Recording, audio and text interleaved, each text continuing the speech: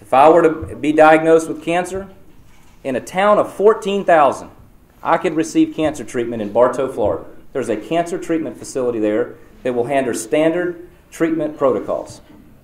But they don't deliver babies anymore. They haven't delivered babies there in 3 years because medical malpractice is so high they can't get an OBGYN to come into Bartow, Florida. Well, something's wrong with that. Something's wrong when you can't do something as simple as have a physician present to deliver a baby. It's been going on a long time, and yet you can support economically a radiation treatment device in a city of 14,000. It boggles the mind. So there are things that we can do to improve this system and to bring more people into care and to help lower costs by lowering the cost of defensive medicine, by lowering the legal liabilities, by infusing a little bit of technology that all of you use every day. You know, the idea of electronic medical records is just now catching on. And yet, at Bartow Elementary Academy, my second grader can go pull a book off the shelf on her own without the assistance of a librarian, walk up to the checkout desk, pull the little ray gun, which is what she calls it, out of the holster, shoot the barcode, she rips off the receipt that's printed without another adult being present. My 8-year-old now knows that Ramona is due back in 2 weeks, and the school now knows that my daughter has Ramona Quimby, age 8. Now, in medicine, for our friends and neighbors who come down here for 6 months and spend 6 months in Michigan or Ohio or New York, if they wanted to bring their medical files, it would be as high as my shoulder. So there are things that we can do to modernize that system. But having the government take it over is not my idea of modernizing that system.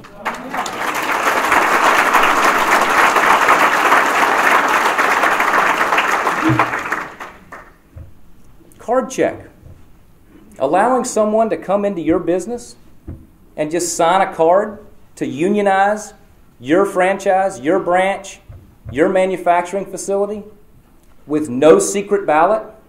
The same secret ballot, it was so important in Florida that we made a national fool of ourselves with guys with magnifying glass trying to discern whether a Chad was pregnant, dimpled, leaning, bulging, hanging, all of these things. And it's funny now, it wasn't funny then, but we did that because every secret ballot mattered. And they would take that away in the workplace. That's not a fluid change. That's not a dynamic shift in public policy. That's an order of magnitude shift in public policy, and it's the wrong way to go for America. And finally, the silent majority is silent no more. August may just have changed the direction of our country. The simple town hall meeting where people cram into school cafeterias and libraries and community centers and community college auditoriums. August of this year may have been the tipping point when the silent majority said no more and the Congress finally had to listen to the will of the American people as it relates to health care reform. I believe the American people have won this battle, and I believe that health care reform will not survive the August recess as it's currently written.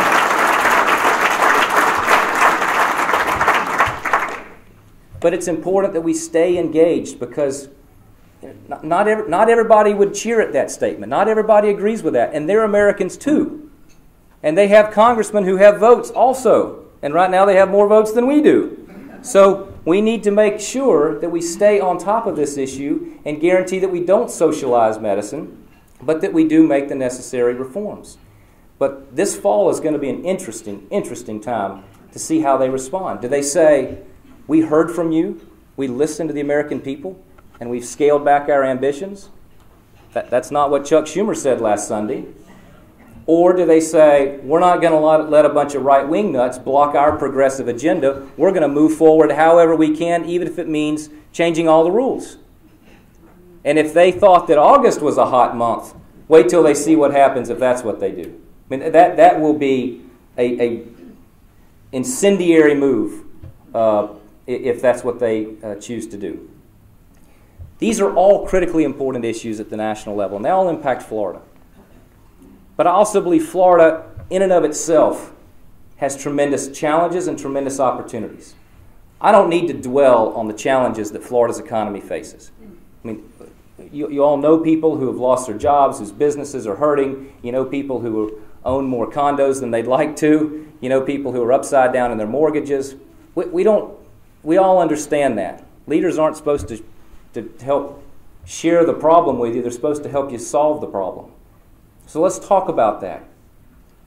5 years from now, would you rather be a Floridian with all of the intrinsic strengths that reside in our state, or would you rather be from Michigan, or California, or Ohio, or New York, or New Jersey? I mean, those are all states who, for all the troubles that Florida has had with our real estate sector, they're in far worse shape than we are.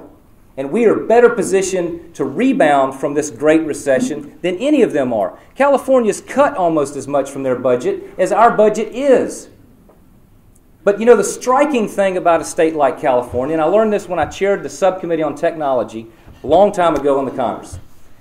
We went out and we hit all the major tech industries. And what struck me was how terribly unfriendly California is from a business perspective, and yet they thrive despite that. And I would say to each of these CEOs and directors of development and chief technology officers, why do you stay in California? Your taxes are exorbitant. You can't afford to buy a house. Your energy costs are high. They regulate everything there is. What is it about California that makes you endure all that garbage to be here? And they said higher education. The ideas, the cluster of a constant stream of the brightest talent on the planet is right here. There's a lesson in that for the home of the University of South Florida. There's a lesson in that for the home of 11 great universities in our state. There's a lesson in that we need to continue to invest in those engines of economic development.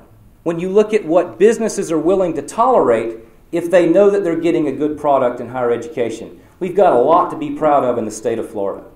An awful lot to be proud of. But those things take time. So how do we come out of this stronger than we went into it?